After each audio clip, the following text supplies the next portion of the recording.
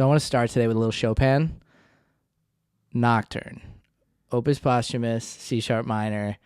And his nocturnes, really a lot of Chopin is influenced by operas around his time, specifically Bellini operas. These arias from them are so gorgeous and virtuosic and tender and vulnerable, and he captures that in his nocturnes. And the way operas kind of work is it kind of goes back and forth between these recitatives and arias.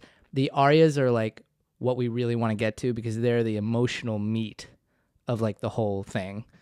They're an opportunity for the singer to not only show off, but also bring us into like a really deep emotional world. The recits are just kind of moving the plot along. And what I think is so cool about this nocturne in particular is it starts with a little bit of a lead in, almost like a recit to the aria. He starts with this kind of like, it's just like something really tragic just happened. Usually what happens in these plots. And he's setting us up, you know, for the aria. So with that in mind, I thought it'd be fun to ask you to help set us up. Like, imagine a beautiful aria is about to happen.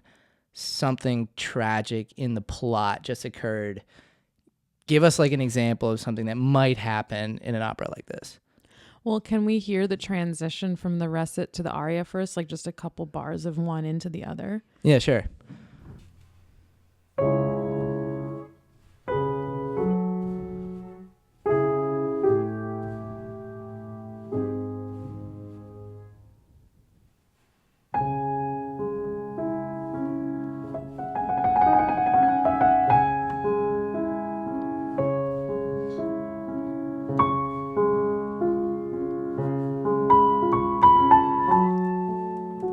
The idea.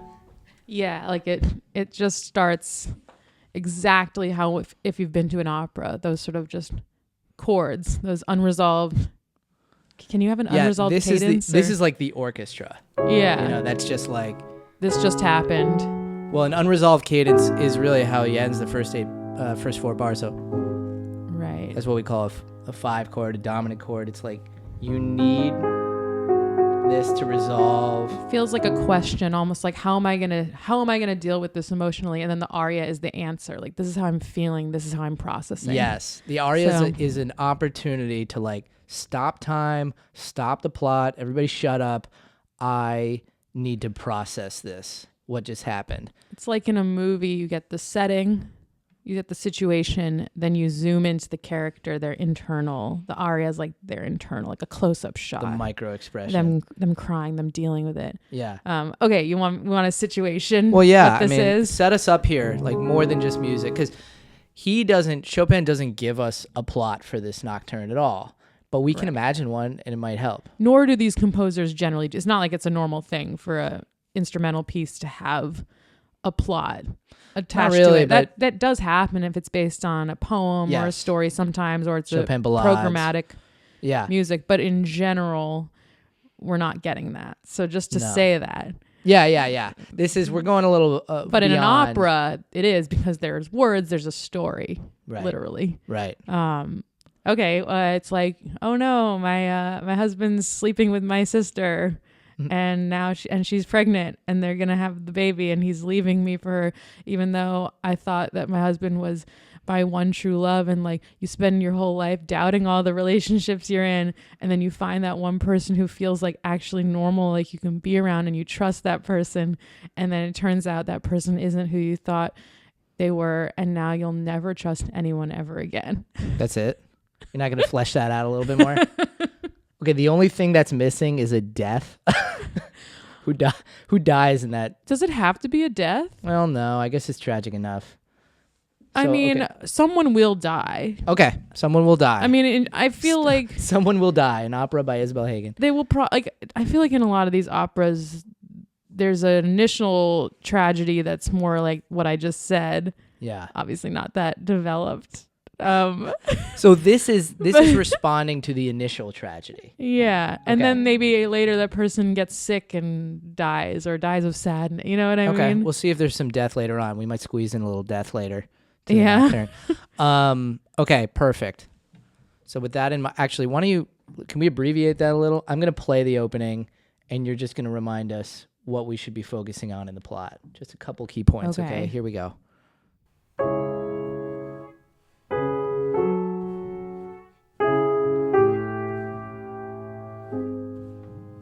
Oh no, my husband's leaving me for my sister.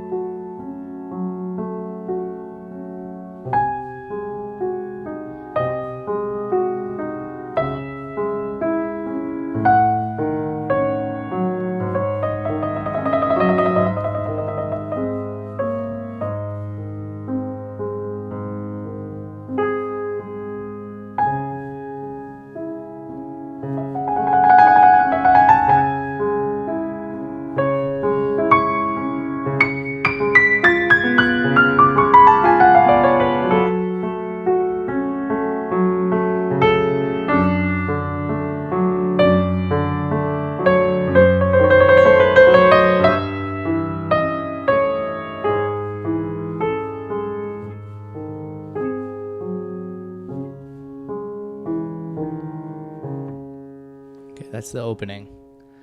So that's setting up. That person is really sad. Yeah.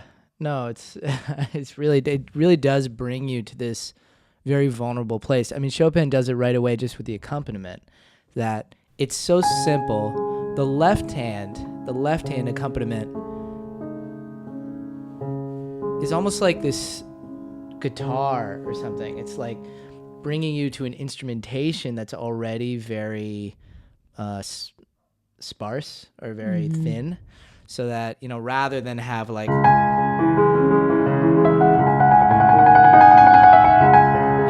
kind of this multi-layered texture, or like where normally, he has these kind of like bass and then chord. He doesn't have that here. It's just an arpeggiation, really simple. And then up top in a 2-octave higher register is the voice. So there's that distance too. That's really beautiful. It makes us feel the space. It's like the void in the middle is really powerful. All the space in between the voices, so that especially when it reaches way up high. And what you learn when you're practicing and playing Chopin is, this is hard to do, but like your right hand should be singing with this dynamic freedom that the left hand should almost be unaffected by. It's really easy and tempting to start the left hand to start getting active and louder too. Right. The right hand is really a separate voice, a separate character from the left. Yeah. I had a thought while you were highlighting the accompaniment, which is that a lot of more modern minimalist music, especially that used in film, is sometimes just like the accompaniment. Like it'll just be a arpeggiated thing that kind of develops. Something like that. We can even take Chopin. That could be a soundtrack, and it made me think it's because the right hand is the characters speaking, or the images that we're seeing. Yeah. So it needs to be like, a soundtrack requires that more minimal texture in order to leave space for what's happening when you're with your eyes. Is that part of it? Not that it requires it, but I think it can work really well. Yeah. You also, Chopin is used in its full form as soundtrack In movies. music a lot. Yeah. But I think another approach is just distilling this almost accompaniment that's just for not music, for the music of the visual, of the character's emotions, the dialogue. I love that. But they didn't have movies back then. No. What they had was operas. opera. Yeah. Opera was the big thing, and it was the most expensive, high production value, right? It had the most parts. And so having a piano piece that could sort of distill that was economical in a way. Yeah.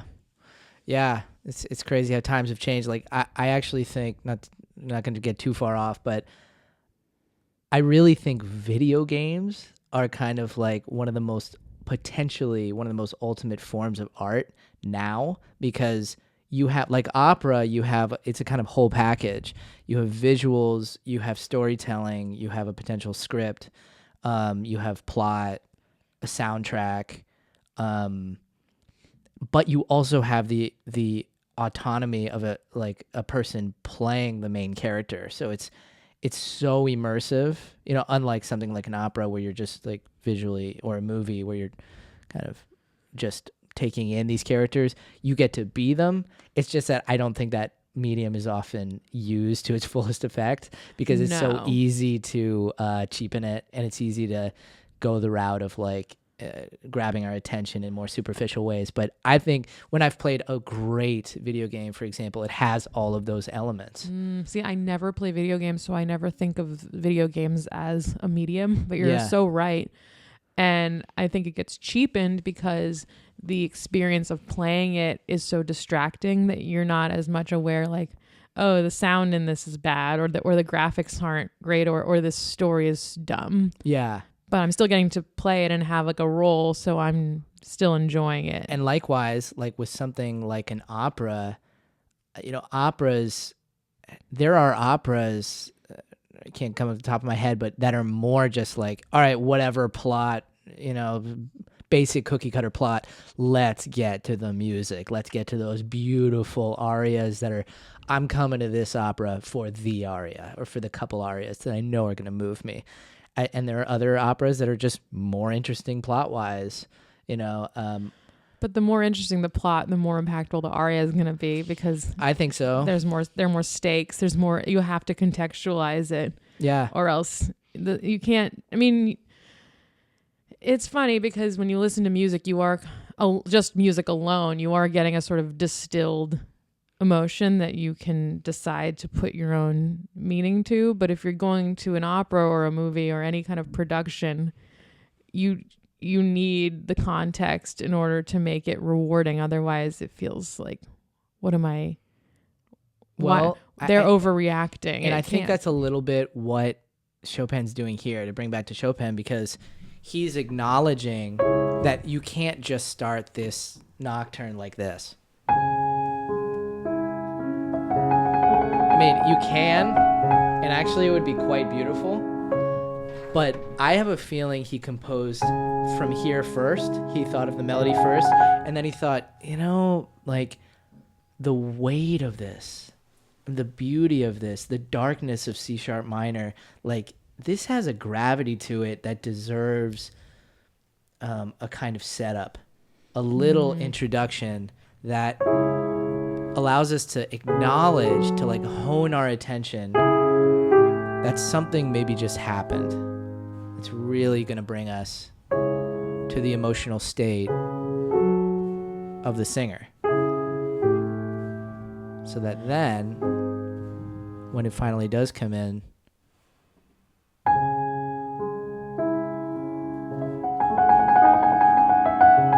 we feel the gravity of it more. It's almost disorienting at first on purpose, right? You have these kind of unresolved cadences, these questioning chords. Right. This chord, where is it? That's an augmented sixth chord. Very intense dissonance that resolves, to a 5, to more. I mean, it's resolving to something that's unresolved. Is it a German or a French augmented sixth This one's chord? a German. I guess there's. And then there's the Italian, which is just the German, which is but missing a note, right? Or it's missing the. I don't know. I think of the 5th, but it's right. And I just wanted to show off my minimal theory knowledge. You totally studied theory in conservatory. Bravo. Bravo. Never had. Bravo. Bravi. Bravi. I love being the first person at a concert before the clapping starts. After the concert's done, everybody does really well. And then right in that silence before the clapping, Bravi! You've never done that. You've never been a solo bravo, or have I've you? done it as a joke when friends are playing. Yeah. They totally know it's me. Oh, it's so great. It's, you gotta wonder, like, I mean, it's a way to show. It's definitely like a way to draw attention to yourself. I Yeah. don't think anyone is ever so moved that they, as soon as the piece ends, just go bravo. Like, that's not a word. Yeah. You know It's what I like, mean? Dude, couldn't you have been moved to do that like at a different minute? Right. I feel like if you're really moved and you can't control, it'll just be like, oh, like I've heard that. Like, Yeah. I've heard people just like orgasm. The basically. orgasm? Yeah. Yeah. Just, even I've that heard- though, I feel like is a bit with performative. older audiences. Yeah. There's a oh my, Sure. oh my word. Or, but During intermission, or just a, oh. Ugh. How about the? We don't have to go down this route, but how about the pianist who hangs on too long, What do you mean? like to the last note? Like if I'm playing the last note of this nocturne, and then you start looking up to the heavens. Oh, I missed the bass note. Wait.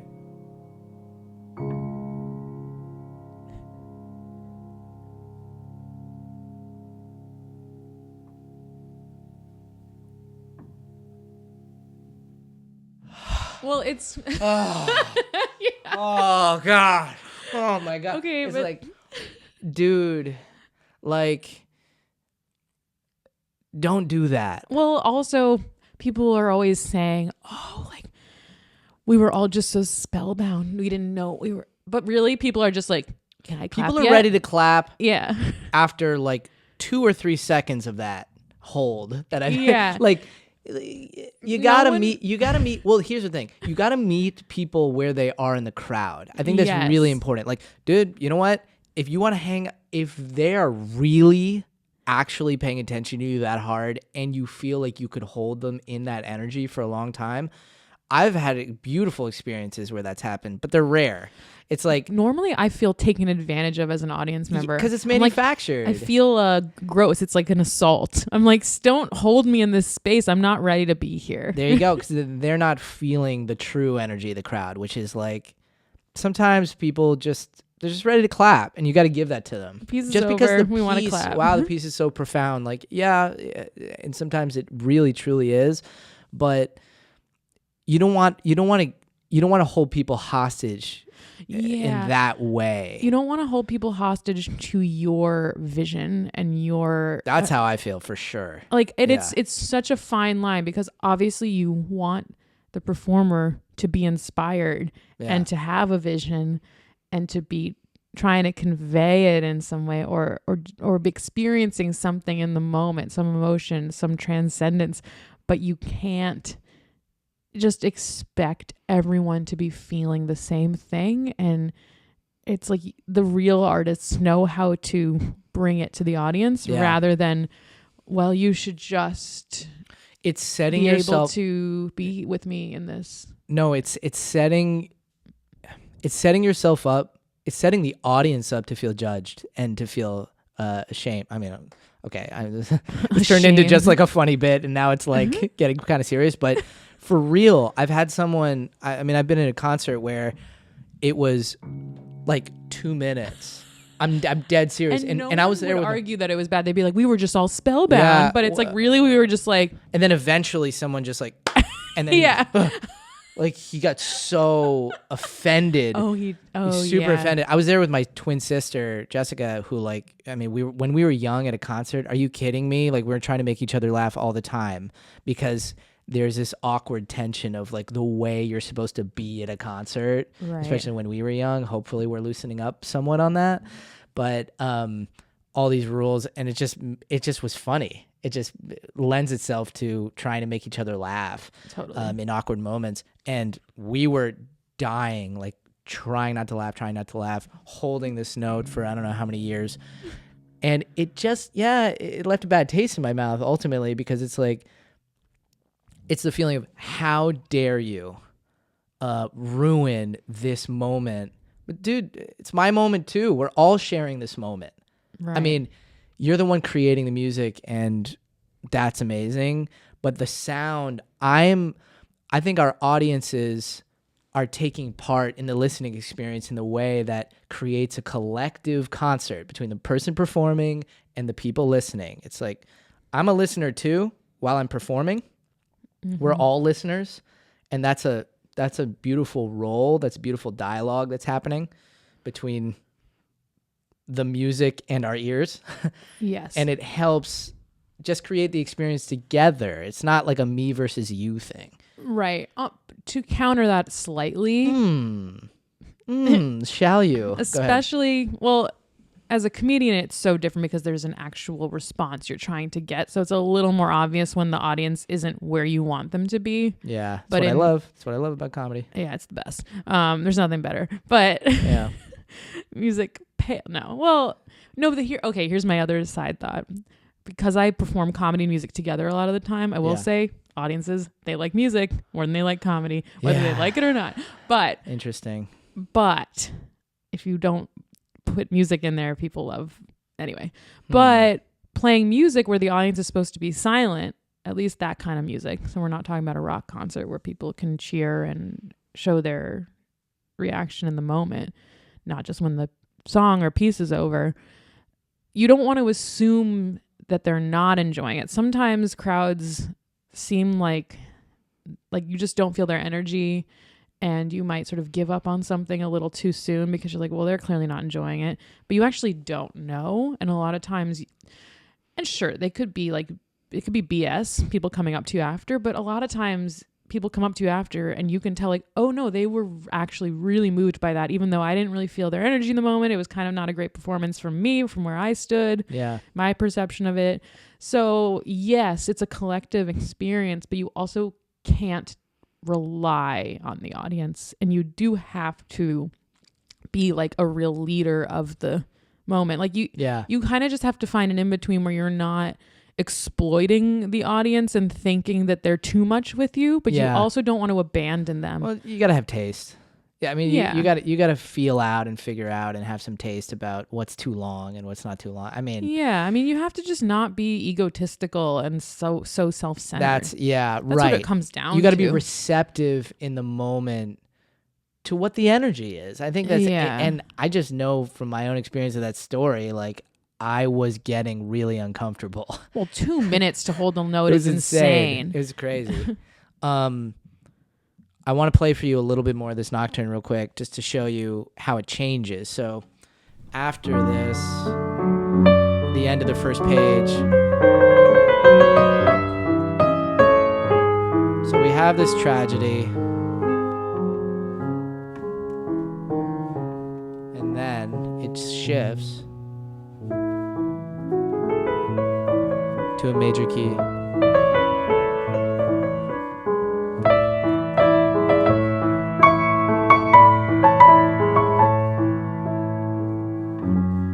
So then it goes a little bit back to minor, but this shift do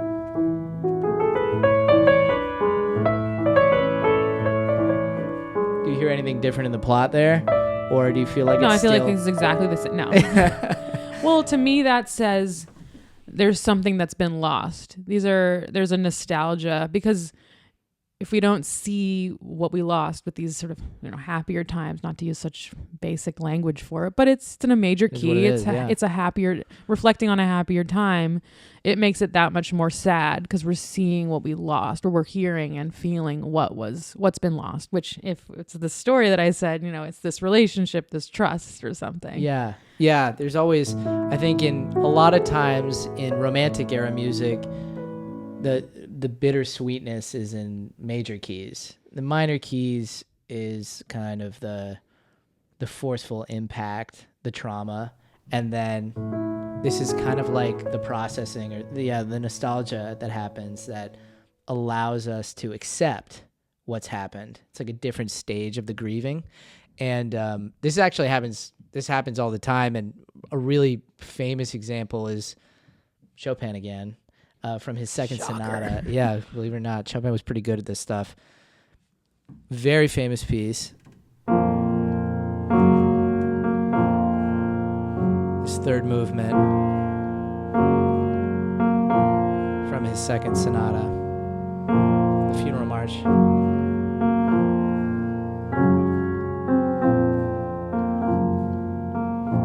Whoops. So the middle section is actually in a major key. So after we have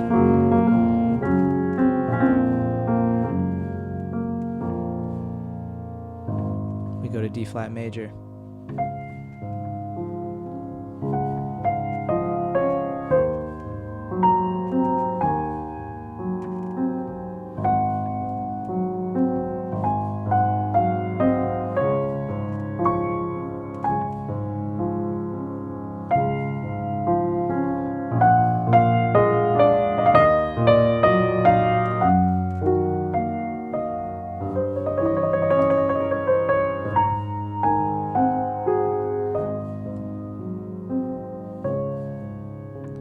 Very peaceful, very static. It's just these arpeggiated figures in D flat major, not going into any crazy harmonies, really one harmony per bar, and this beautiful nocturne basically above.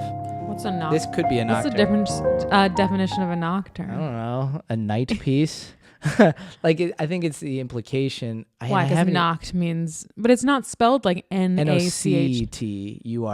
like nocturnal, like nightly. Oh, you thought it was nocturne? No, you thought it was German? No, I did not think it was That's spelled that awesome. way. But when you said, I don't know, like night piece, I was thinking, well, it's not spelled nocturne. That's awesome.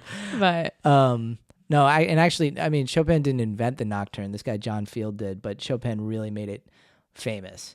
But what it does makes have it a nocturne? It has this quality. I didn't look up like the Encyclopedia Britannica of nocturne. No, you didn't. But I will after this. But my understanding is that it's a sort of lullaby-ish, piece because it's nocturnal. It's at night we kind of relax, So do all nocturnes have like a relaxed quality to them? I would say all of them start that way. Some of them, relaxed is subjective. The way that C sharp minor one starts is not that relaxed. It's like my sleep. It starts relaxed and then I have horrible dreams. There's some nightmares. The C minor one.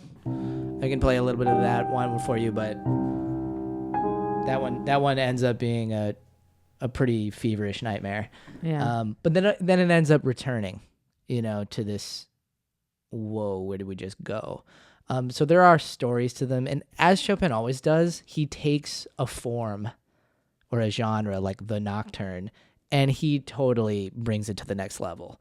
So it's almost like the waltz too, or the mazurka. It's like, well, I can't dance to this. Well, yeah, because Chopin is turning it into something that is more of like an artistic expression that is the way waltz beyond. And the mazurka are traditionally dances. Traditionally, just like the waltz is my understanding is that it's a traditional dance that, wasn't that big of a deal. It's pretty ubiquitous, across Europe. And like Chopin with some of his waltzes, he's writing really complex structures and stories in them and melodies and harmonies that you would not normally have in a waltz. Some of them could be danced to, but many of them shouldn't be really because they're art pieces in themselves and aren't meant to be danced.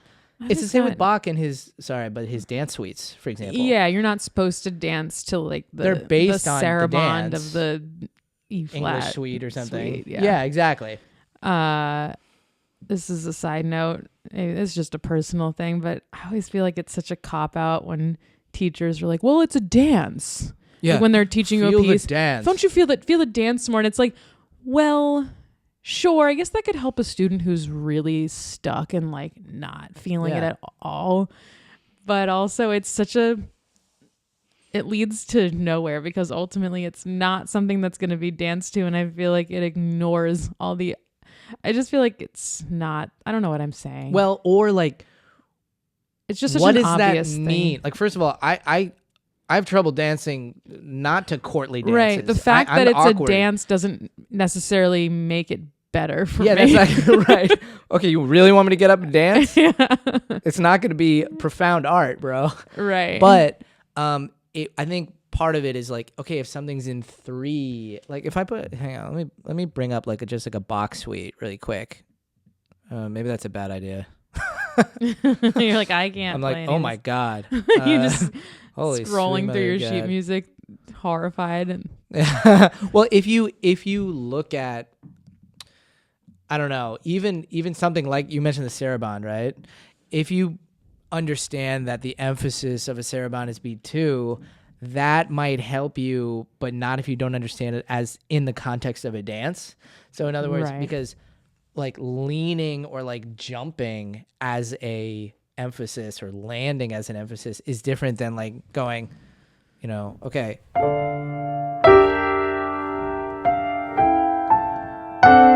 It's like, okay, I'm accenting beat 2. That doesn't help me. But Right. if you're thinking of a lift, like,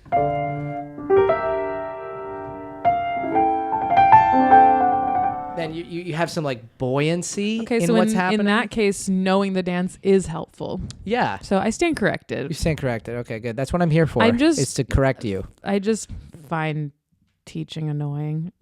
Oh, dude, we could have an entire podcast just on our crazy training and all the all the good things and all the problematic so much good. things. I mean, because you and I are so good. We're very So we had good. We're very good secure. We're very very good healthy. teachers.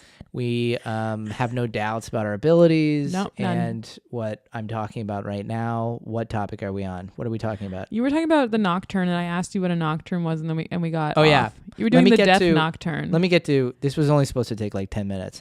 And now we're in minute 30, which is awesome because I want to get to the end where let's look at how this nocturne resolves, if it Okay. does. Okay, so the first one or the one that's the Death March? the C sharp minor, no, forget the death thing. That's not a Okay. nocturne. That's the slow movement of the sonata. Oh, that's number not 2. a Nocturne. Sorry. But I will say, Yeah. anyone listening has heard dun dun dun dun dun dun dun. And they didn't realize. Has anyone heard that B section? No way. I had never heard it. Gotta listen to that, guys. And I'm a classical musician. Chopin Sonata number 2, the third movement. Listen to the whole thing. The whole thing is a masterpiece. It's a really common competition piece, actually, because it shows so much, like technically. I mean, the last movement is this perpetual motion, crazy virtuosic thing. Oh, wow. But the third movement is this. The funeral march is another example where it's like, dude, that's not a funeral march. Like, I'm not gonna have that played at my funeral. Well, it's because it's been used by like Looney Tunes. It's too. Yeah. Well, Like, could you imagine having that at an actual funeral? Now everyone. I feel like, is this a joke? It's like, yeah, we get it. It's sad. Renowned musician wants the dun dun dun dun music at his funeral. It's like, yeah, can we go with that dun dun dun dun thing? But then the middle section is this profound, like, I'm in the Elysian fields, beautiful, bittersweet, like looking down on my past life. Yeah. It's like, it's getting a little long for an actual, like, I'm bringing the body to the, is that what a funeral march even is for? I think so. Like, we're going Like to the carry the pallbearers, coffin? The yeah. pallbearers? I think so. I haven't been to a lot of funerals. Well, then there's I've the been lucky New so far. Orleans, like happy. But yeah, but that's a totally different. Yeah, Yeah, Chopin. unrelated. I wonder if Chopin would have dug that. Okay. So let's finish this middle section first of the Nocturne. So we're in this major key.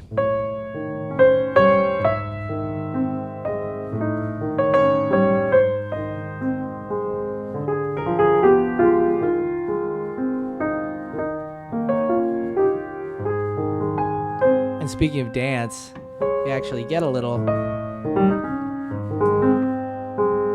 dance.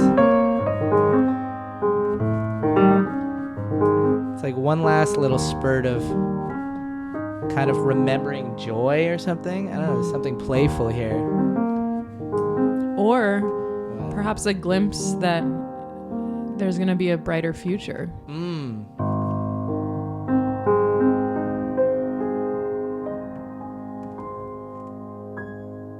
And then no transition here, just ripped back into reality.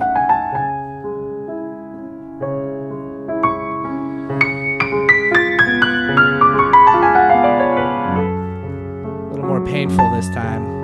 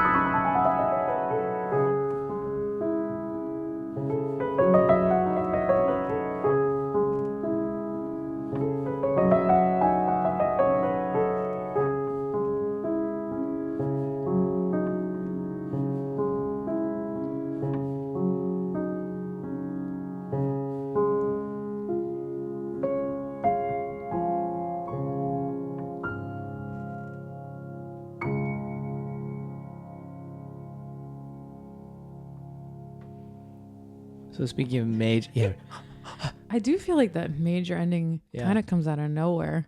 Yeah. I mean, it's kind of functions as the way a Picardy third does in Baroque where music. all of a sudden give us everyone's heard a Picardy third, even if they don't know what it's called. Well, yeah, it's just you're in a minor key, and then all of a sudden after the piece is going, the very last chord is actually a major chord. And you what raise makes it the third major is raising the third, so that's why it's called a Picardy third. Picardy third. And man, I'm trying to remember why that happens in Baroque music. I mean, I think it has to do with God. I think it has to do with like like a divinity shining through or something. I'm gonna have there to was look that a lot up. of superstition back then. Almost, I don't have any confirmation of this, but it feels like some sort of tied in with superstition, sort of with like the devil's chord, the tritone. Yeah, like not using it for a while because it meant to not end in minor, or not even to use a tritone because it was the devil's interval. Yeah. Becomes like one of the most popular intervals in the 20th century. Right. It's because people like to be bad. So one of my favorite parts of this whole nocturne is the coda, which means like it's kind of the tail end of a piece. It's like the piece basically ends in measure 56 with a downbeat of measure 57. Okay, that's pretty much the end of the piece. But now we have this. You can consider this just added material. And these runs are actually very vocal. Like in those Bellini operas, in those Italian operas in the Romantic period, one of the things that would stun people is the control that the singer has gliding up and down their instrument, right? And even though there's a crescendo and a decrescendo here, I kind of feel like when I'm playing it, I'm going to crescendo anyway because it's just going higher and I'm being active. But if I resist the crescendo, it sounds better because I'm pulling people inward into I'm forcing people to listen more closely. If you just let the crescendo go,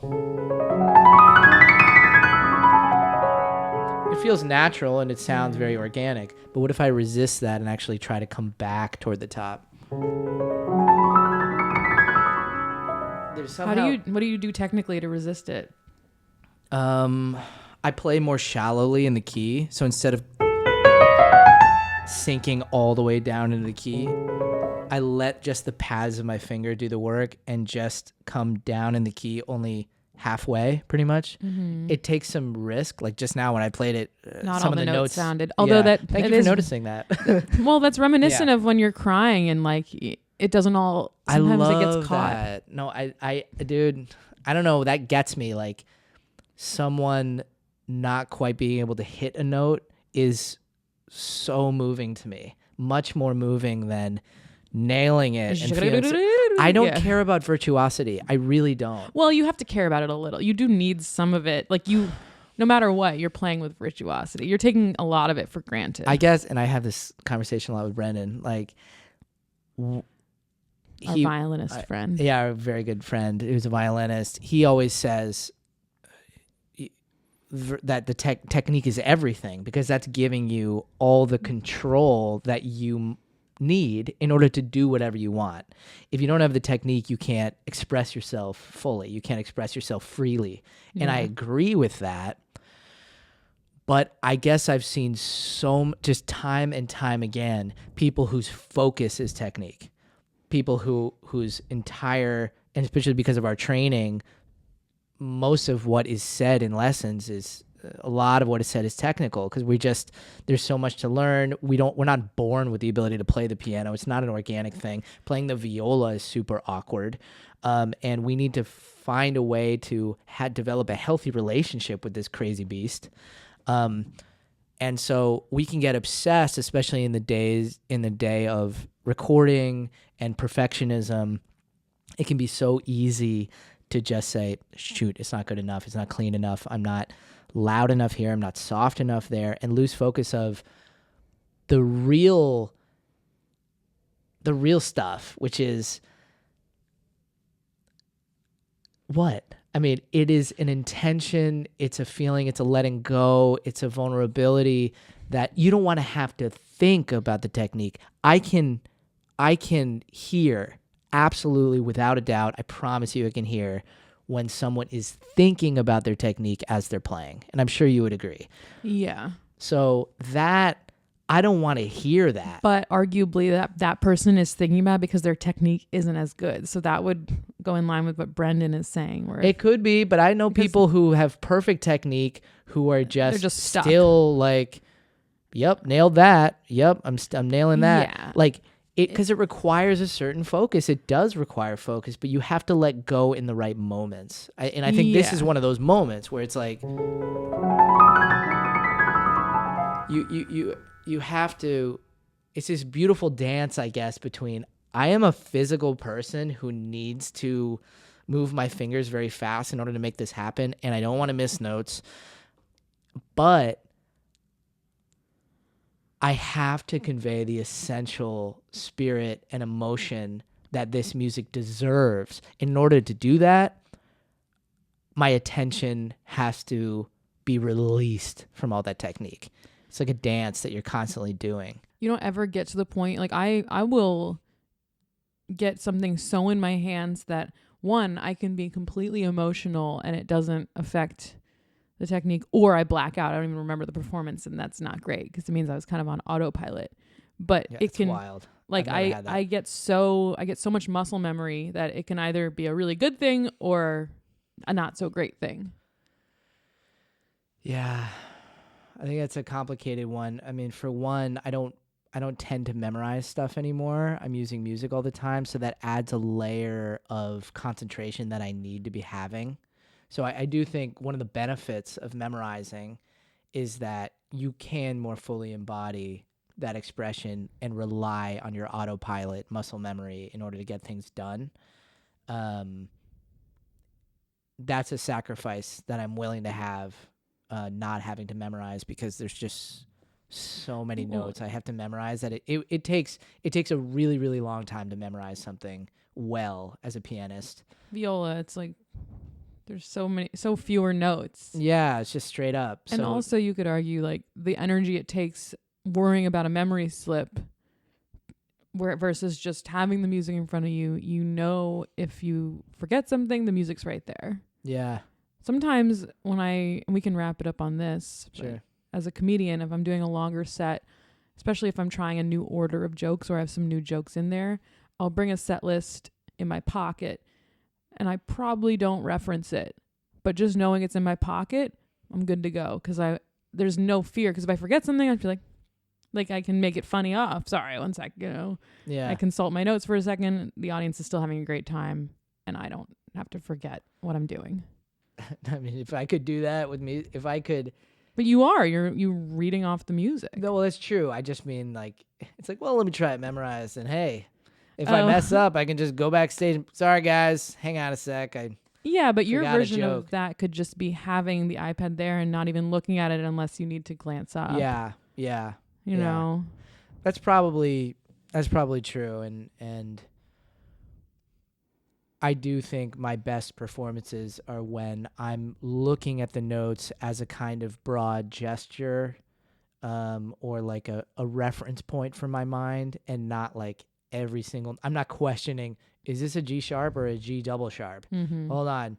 Did that accidental carry through? Or like, where am I in this piece? That's a real sign of like, I probably should have practiced it more, or I probably should have integrated it more into my body. So you can have the full range. It's just when you have to memorize something, when it's a requirement, when you tell yourself, all right, I'm playing it without music no matter what, then you will absolutely get to that level because you have to. When you have the music up there, it could be a range of, you know what, I just looked at this yesterday and I'm just kind of reviewing it and I got the music up there, so whatever. Or it could be as deep as I'm using it as a kind of reference point, like a jokes in my pocket kind of thing. Mm-hmm. So any degree of that is possible when you're using music. So let me with music play the very end of the Chopin Nocturne again, just because it's like my favorite part, this little coda where we get these wisps of sound, these reflective gestures that happen at the very end, and then the Picardy third going to major at the very, very end. And I will try to marry these two things, technique and emotion, and not worry so much if I miss a note, but go for the emotional content and try to let go just enough, but not so much that I'm losing control of my hand. Mm-hmm. Okay. So maybe from the peak of this previous phrase.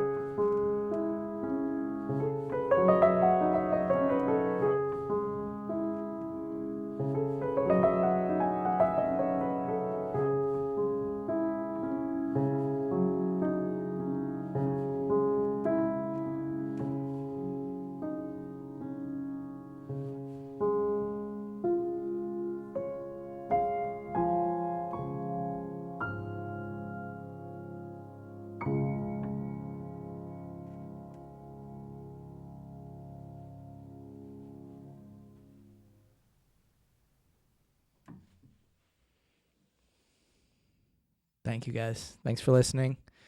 We'll Bravo. see you. Thank you. Thank you, Isabel. See you next time. Hope I didn't hold you too long in the last note. I feel assaulted. No, that was perfect. All right. See you guys at the next episode. Thanks.